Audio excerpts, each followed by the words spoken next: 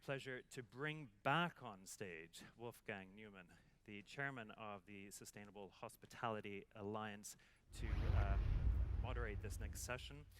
Many congratulations on what you're doing and helping to drive the industry forward, and also the collaboration that now seems to be moving forward, doesn't it? Slowly. Slowly. We are getting there, and you are helping us. Good, good, good. Well, listen, Thanks, over Jonathan. to you. Thanks, Thank you. Wolfgang. So we're going to move a little bit now into talking about how we make a difference, and not just talk, but move it to action. And I have a great group of panelists joining me for these discussions. If I may ask them to join me on stage, please. I am very pleased to welcome back Brune. So Brune is appointed as the Chief Sustainability Officer at the Accor Executive Committee, a great example of how leadership puts now talk into action, appoint somebody to the ExCom for Accor. Brune, welcome, thank you very much. Inge Huijbrechts, who is Senior Vice President for Sustainability, Corporate Safety and Communications for the Radisson Hotel Group, has been leading sustainability for many years at Radisson for all the 1,600 hotels in 120 countries. And then I'm very pleased to welcome Ibrahim Al-Zu'bi from the Futtaim-Holding, a very respected company here in the Middle East, who is leading in terms of sustainability. And I hope we are also joined by Stephen Albert. Yes, Stephen, come and join us from an architect perspective in London, SB Architects, who has been very passionate about sustainability and putting it into practice in terms of sustainable design here in the Middle East. Examples, the Red Sea Movenpick Hotel. Movenpick on the Dead Sea. On the Dead Sea. Ladies and gentlemen, I want to set a little bit the scene for this discussion. My good old friend Nick called it the crisis coming, Nick. That's what you said. If I may correct him, the crisis is right here already in terms of sustainability, because, and Nick alluded to this, over the last couple of months, I think we're all aware that we have witnessed spectacular scenes of destruction, floods, hurricanes, heat waves, droughts. It's incredible. It's happening right in front of our eyes. It's happening all over the world, and we cannot really ignore it anymore. And I think what we all need to realize, that our world, and with it our society, is at a tipping point. You're probably all aware of it, but the planet continues to heat up, and we are actually far off the greenhouse gas emission reduction targets which were set in Paris 6 years ago. The fact is that we are depleting our resources, and nature is decimated at a speed which has never happened in human history before. I think what we need to all realize is that we're actually borrowing. We are borrowing from future generations. We are borrowing from our kids. And there was a very interesting article in the Financial Times a few weeks ago, which called it Code Red for Humanity. And I think that nails it, because it's really time that we all realize the real world impact of global warming. We must act, we must do it now, and that's what this panel discussion is all about. The global travel and tourism accounts for about 8% of greenhouse gas emissions. Actually pertinent to know that, being here in Dubai, that buildings count for 38% of greenhouse gas emissions. So that's the context in which we're gonna have this discussion here. It's real, it's happening, and the question is, what does this industry do in response? Brune, I kick it off with you, because she's the newcomer on the block of hospitality. Just a few months in your job. What are your observations in terms of travel and tourism? Why are we not doing more? Sebastian was alluding to it.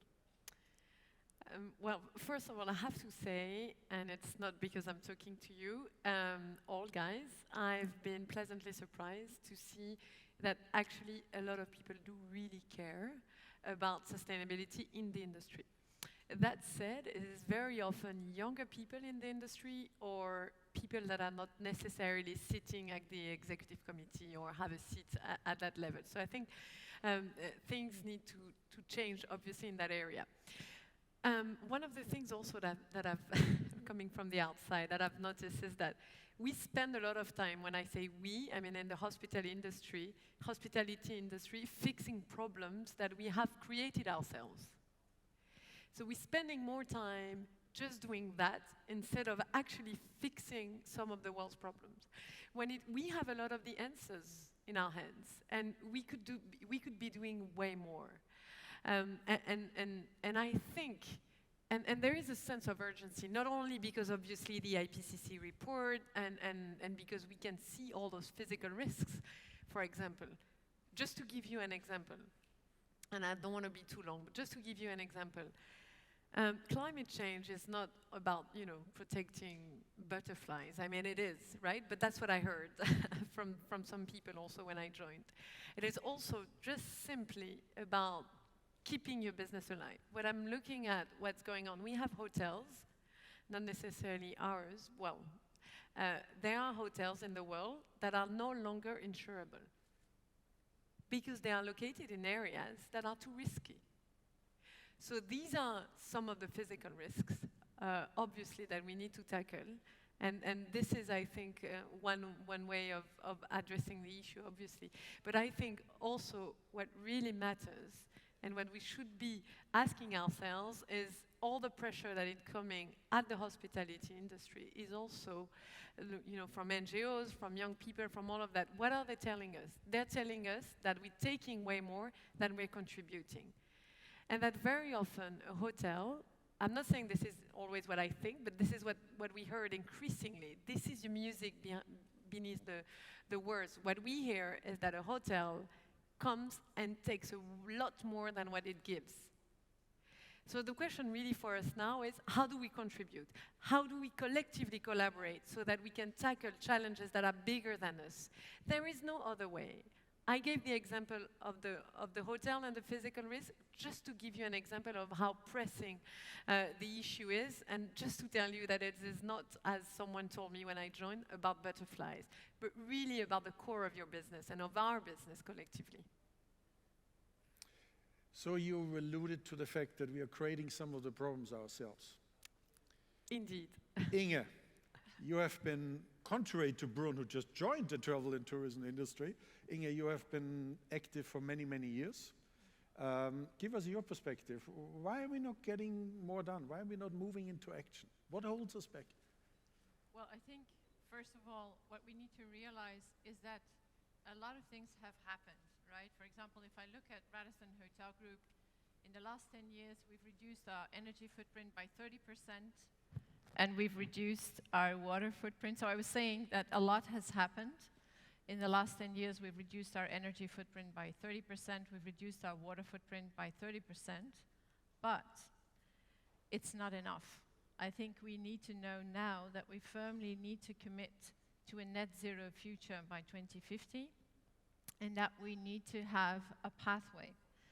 The other thing, of course, we all know is that the industry is quite complex. I'm so happy that we're talking about sustainability at an investors conference, because of course we have the real estate owners, we have the developers, we have the hotel brands, we have our own franchisees, and then we have the whole distribution channel. And everybody today is on the sustainability bandwagon. Everybody is aware, but everybody is also setting frameworks. There is no standardization, and I think it's really time that all of us as an industry, specifically hotels as an example for tourism and travel, we stand up and we say what we stand for in terms of sustainability. We need to make that commitment. I think it's time. We've said it before, we've heard it before, collaboration, let's do this together in a non-competitive way, to define a pathway from a starting point, from basics, all the way down to net zero, and let's take everyone along on the journey, because it's not about Radisson, it's not about Accor, it's not about all the big brands, it's about us doing that together and also defining solutions for the independent hotels that are out there. And that can accelerate things. You make a very good and very important point. Obviously, we're at an investment conference, right? And there's this stigma about sustainability, it's costing so much money, and owners would never commit to it, right, Ibrahim? What are your views in terms of ownership being willing to invest in sustainability? Can you share with us a little bit your views from an ownership perspective? Thank you very much, and congratulations for the 3 winners. And by the way, I'll give you one thing. You're not the future, you're the present, because we do have a problem. And obviously, we identify that there is a problem. So enough talking about the problem. And from a business perspective, thanks to COVID, business as usual is dead. It no longer exists. Maybe some people like us, we've been talking about this a couple of years ago, but now COVID accelerated the pandemic, and we've been living a pandemic. That pandemic was climate change. Humanity got together for COVID-19. I think they can do the same. But from an investor perspective, when we started, from an owner as well, when we started talking about the future, where we're going to be in the next 10, 20 years, and we did pure business homework from a compliance and risk. And by the way, sustainability is not only about environment, there is a socioeconomic factor. So we look at our socioeconomic impact, we looked at our environmental impact, and we said where we want to stand the next 20 years. And we knew that the next 20 years will be all about how we can look at our customers and our staff and ensure that we are maximizing our socioeconomic impact. And we used to say minimizing our negative environmental impact, but not anymore.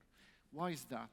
Because the reasons we looked at this is we are living climate change.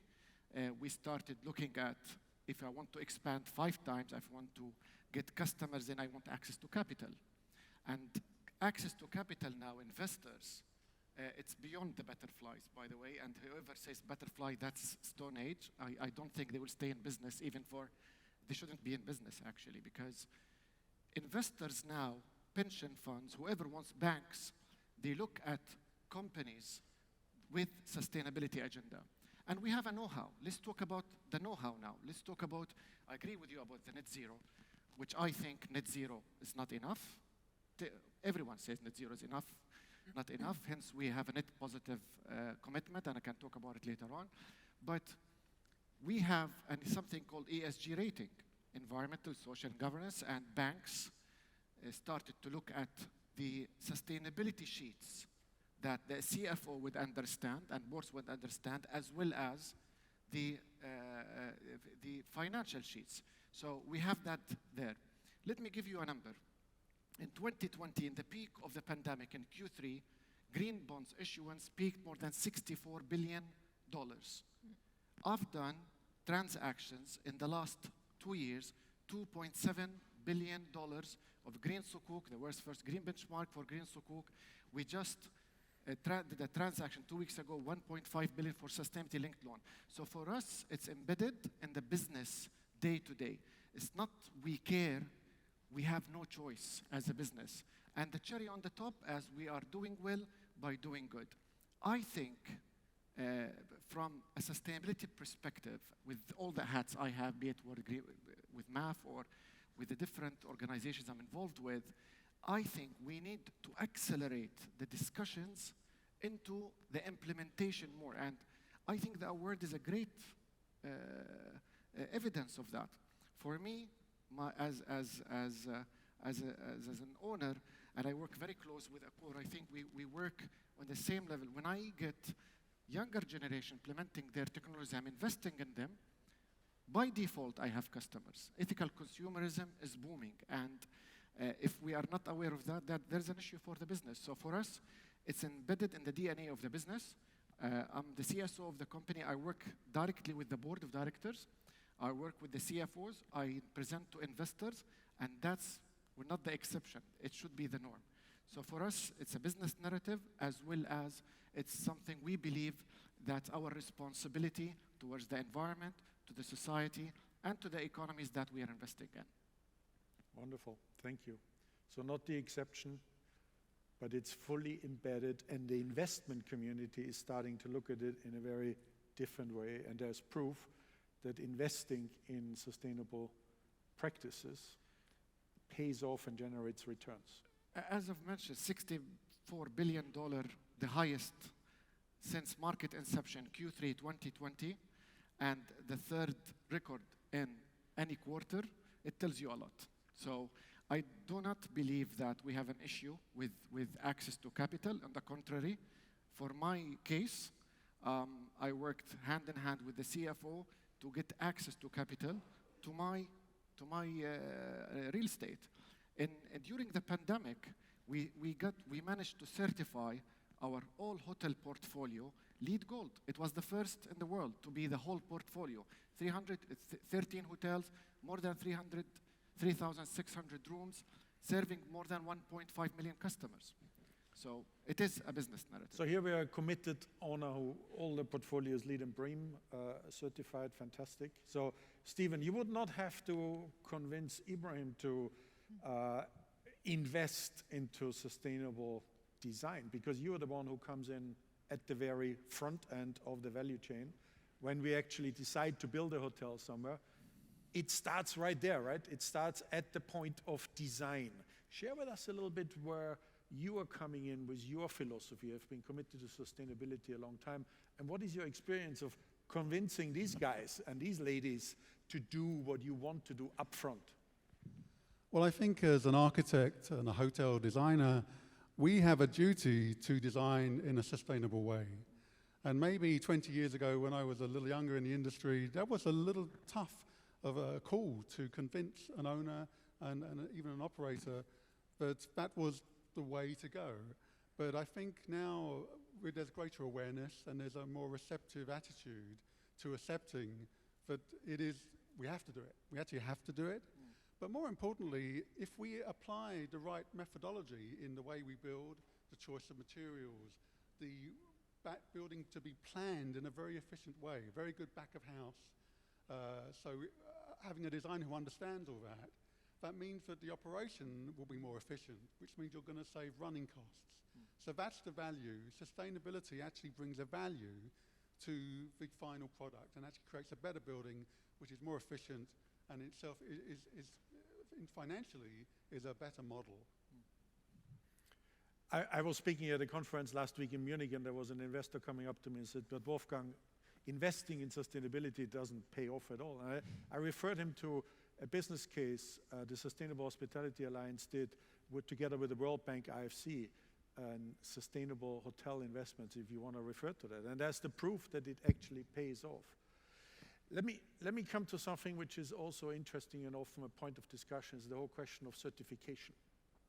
Because you have the certification in terms of buildings, you have the certification in terms of operations. Any thoughts from you on this? What's the value of that?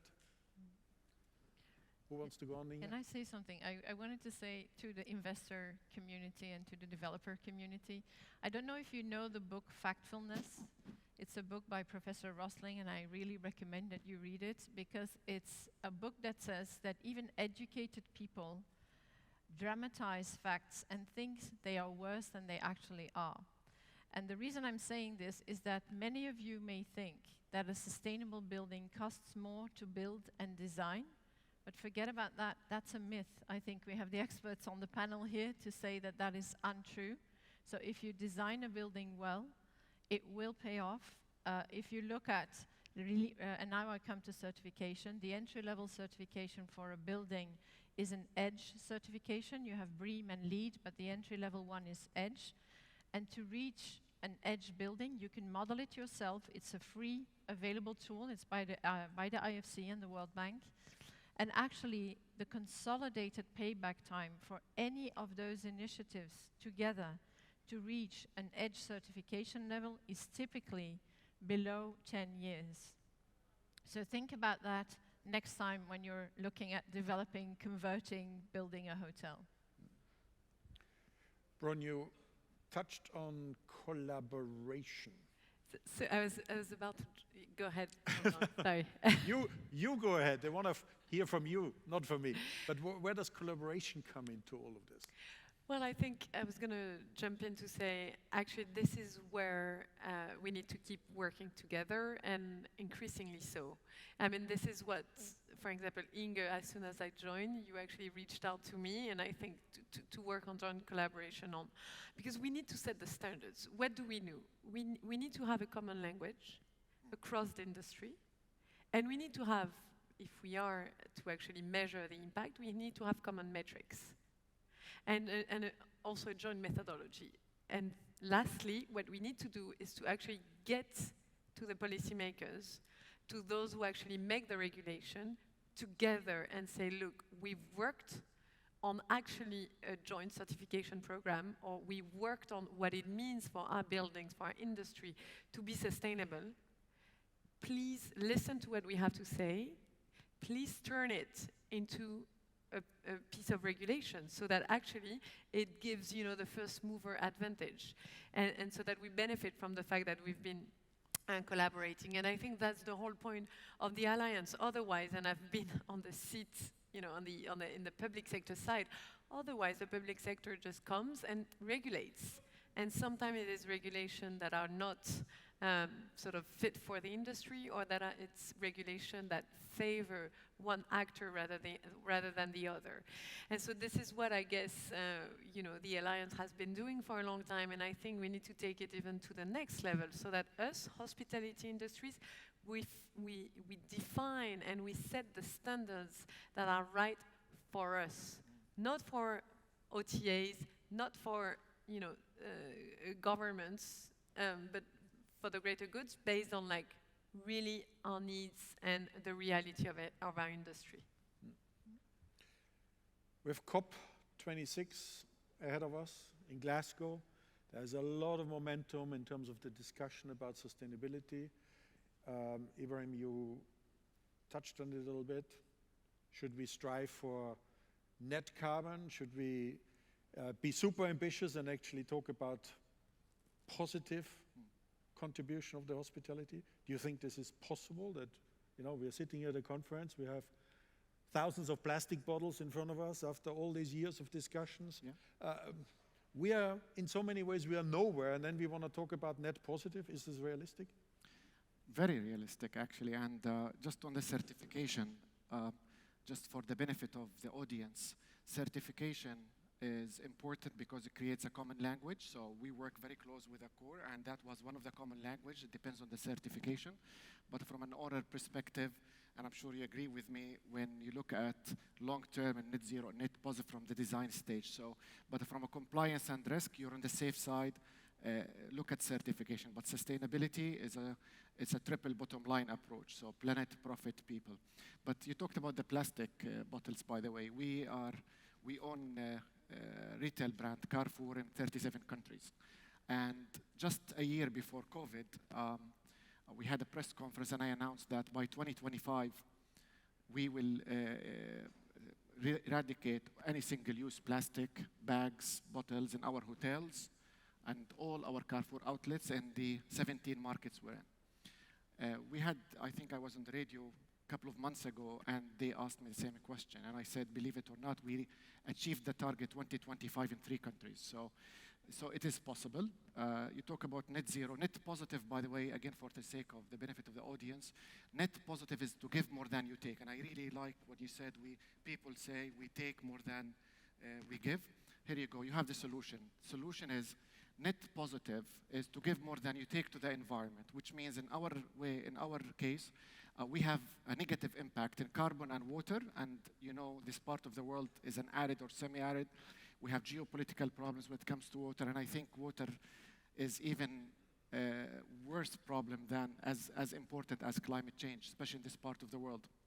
But it is doable, it is possible, it's a way of implementation. So we've decided by 2040 to generate more clean energy than we produce, than we use, and to generate more fresh water than we use. When I get this commitment to my chairman of the board a couple of years ago, he asked me how, and I said, I have no idea. But regardless, let's have this ambition. Now we have a clear plan on the how, from a climate change mitigation, adaptation, and off-site investment generation. And this is what I'm taking to COP with me in my capacity as the chairman of the corporate board of the World Green Building Council. We need to discuss on the how and implementation. We have a policy in implementation, we call it sustainable building. Anything we build must be LEED Gold or BREEAM, very excellent, or anything, any local rating. So regardless the rating is. The second thing, we have a policy to say 25% of my peak energy as a landlord must be generated on site. So we started looking at our assets as renewable generation. Does it work? Absolutely. Third part, we'll talk about adaptation. We just, in 3 weeks, I'll be in Jordan inaugurating our first off-site generation for 90% of our electricity for our Carrefours. And we did it with a startup from the region, by the way. How much did it cost me? 0. How much did I save? A lot of money. So very good. We need to talk about the how. And this is what COP26 need to talk about. This is what Europe have a Green Deal. I would like to see the ministers of Europe, ministers of environment of Europe, telling us UK, net zero, China, Japan. I would like to see the stakeholders, including us, so I'll be politically correct, discussing the how.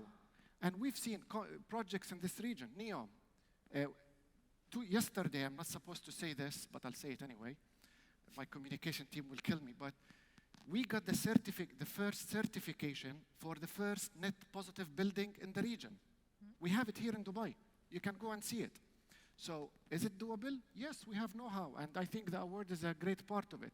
It's just we need to talk more on the implementation, more than it's a nice thing to do. Very good. So it's possible. Talk more about the real implementation. What I also hear is about leadership from your chairman, support from the top. Absolutely. So that's fantastic.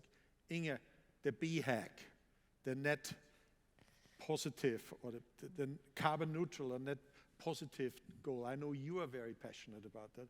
What are your views on that? Well, I think we all need to know we need to go to net zero by 2050. That was what was agreed in the COP21 Accor, in the Paris Accor, and we need to do this if we want to keep global warming below 1.5 degrees. So there is no question about that. Now, some of us in the industry will reach that earlier because they are in control of the buildings, because they are smaller, because they have access to the green bonds and the financing. But we need to reach 2050, and at Radisson, we are doing that. We're setting our science-based targets, which is the targets that are scientifically validated to get to net zero. And we are increasing collaboration with owners who also certify their buildings, etc. Now, what I also think is we here on stage, obviously, we have a very committed real estate and owner, we have a committed architect, we have committed brands, but in the industry, there's 185,000 hotels, roughly. Say there's 40% independent hotels. We also have the franchisees, the ones who are in tier 3 locations, who have ownership of one building, who don't know where to start. And I think that's really where we collectively have this responsibility to define a starting point. If you don't know where to start, we need to speak that common language. If you don't know where to start, where do you start if you really don't know on what are the basic principles of a sustainable hotel building and what are the basic principles for a sustainable hotel operation. And that's what we call the Global Hotel Sustainability Basics. And that's what we, as leaders, I would say, if I can say so, should do for the good of the industry to bring everybody along. So the people who have teams, who have resources, who have a vision, should really try to speak that common language and collectively define what can help the industry as hospitality as a whole. So we are recognizing we're all at different stages. Some companies are very far, others are not even started yet. So we need to create this momentum of bringing everybody on board. Brune, you might be new to the hospitality industry, but you have had deep experience in ESG, and I know you have been involved in creating momentum to commit to sustainability in another industry, i.e. the fashion industry. Just share quickly with us a little bit what your experience from that is and how it can generate this momentum in our industry. So first of all, I think you need to have you need to have momentum. And for that, you need to have an important event. I know it sounds strange, but COP26, again, it is around the corner. And then we have COP15 coming up. This is creating momentum. You know what's going on now when it comes to COP26? States are not walking the talk. We are still lacking. You know, they need to submit, the governments across the world need to submit their path towards carbon neutrality, and they need to enhance the level of ambition. They're not doing that. So companies need to come on board. They have to actually fix the problem and fill the gap. So first, you need momentum. Second, also, most importantly, what you need is you need committed leaders who are not asking, oh, how are we going to do that? But first of all, why are we doing that? And what are we going to do? So that is setting the goals. And third, you need to come out of the way.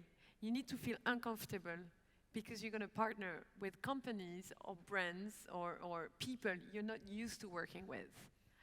And this is exactly what we did with the Fashion Pact, and it worked. It set the ball running, it created a momentum. And this is exactly, I think, what I can see in the hospitality industry. I can see the same. You've heard Sébastien Bazin, the CEO of Accor. He was extremely committed to issues related to sustainability, to extra financial performance, because it affects your bottom line. You know, people, the planet, or you know, the ways of working, all those issues. And there is momentum.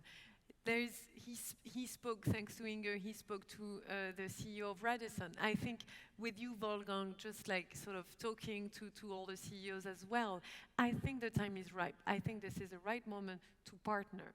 Otherwise, we're just going to lose business in the long run. Young people are going to just decide that they want to change the way they go on holiday. Some of our assets are going to go, you know, are going to get destroyed. A lot of investors think about it. There is, in the next 10 years, there will be a transfer of wealth that is unprecedented. The baby boomers are going to give to millennials. Basically, they're going to inherit, the baby boomers are going to inherit from, the millennials are going to inherit from their parents 30 trillion euros. You've listened to the guys who were actually, to the young people on the, you know, who came on stage. They will want to invest their money in a company that has meaning, that has a positive impact. So it is a matter of survival for us. I think the momentum is ripe. I think this is exactly the right moment. I think we have a few weeks from now to COP26, and then we have a few months from now to COP15. We can make a change. Very good, thank you. Stephen, one aspect we haven't touched on, technology. Where does it come in relation to buildings also? Well, I'm excited by a lot of new materials that are coming on for the industry. And there's a lot of materials, they're not actually quite being used fully yet, but there's great potential. For example, in the use of spider web, gossamer, is actually one of the strongest naturally made materials known to man, and it can be used in fabrics. I think Stella McCartney is already using it in fashion. So for interior design, I think that's something which we hopefully will see more of. Or, for example, bioplastics, like chitin, which is used from the shell of crustacea, is extremely strong. It's as strong as aluminium, and yet it's biodegradable. So these products that are coming on can really help us to specify materials in a more sustainable way, which is less harmful, less wasteful in the future of the building industry. Thank you, very good. We're all privileged, I think, to be here at this conference. We're all in a leadership position one way or the other. The question is now, what are we going to do? Move from talk to action. Brune, you were just talking about leadership. Can I ask each of you, we have 1:30 left, a 20-second appeal to these leaders to walk the talk and do something. Ibrahim, starting with you. This is the audience. Oh, so unfair. I was thinking, what shall I say? But well, I'll leave you with one thing. This sustainability revolution is unstoppable. You like it or not, it's unstoppable. So the first to act, the first to lead. That's what I'm going to say. Brilliant. Inge.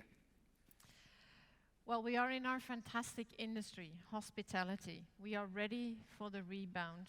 And I would say this is the time that we, as hospitality, tell the world what we stand for in terms of sustainability, in terms of net zero, and define a pathway so we can take the industry, everyone in the industry, along.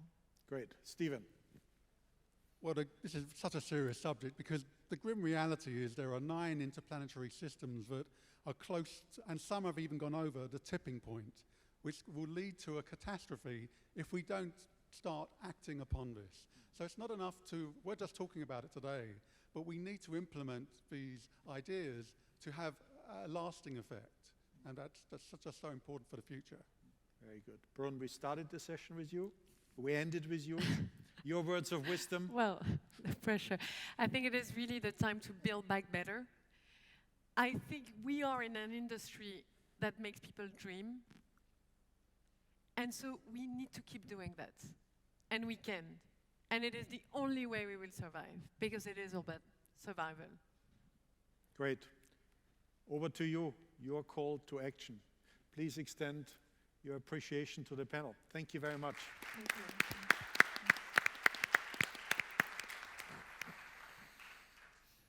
Wolfgang, thank you so much. What a great session. What a great session. And on my little talk I had with Jose Silva this morning, we didn't get on to sustainability, but I do know that it is in their plans to do something quite significant, and he was saying that to me, but we didn't bring that up in the session, so I'm sure we will see the end of plastic bottles. Speaking of plastic bottles, Stephen, you were talking about technology. I came across from the Miri Puri Foundation the other day. I met the lady who sits on the board, and they've just founded and are mass producing a plastic bottle that is both compostable and also is a feed for fish. And when I saw this, and she sent me a case to my home, I thought this is extraordinary. A nice big bottle of water, a couple of bottles of water in this compostable plastic, or called the Good Bottle. Anyway, great initiatives that are going on. One question for you though, Wolfgang. Do you think the industry is going to be regulated? It's already starting to. There's enormous momentum in the EU in particular on legislation. Global legislation is going to put handcuffs on us. And that's the appeal also to you. Let's be proactive. Let's do it before a regulation hits us, before we are told what to do. Let's embrace it and really get active. ESG in general, we're talking a lot about sustainability here, but the S on the social part is just as important. Yeah. And there's so much regulation happening in us. Audit firms will audit companies on ESG on an annual basis. It will be mandatory. It's all happening. So let's get active and be ahead of that development. Okay, great. Well, thank you for everything you're doing. Please show your appreciation to Wolfgang and his panel.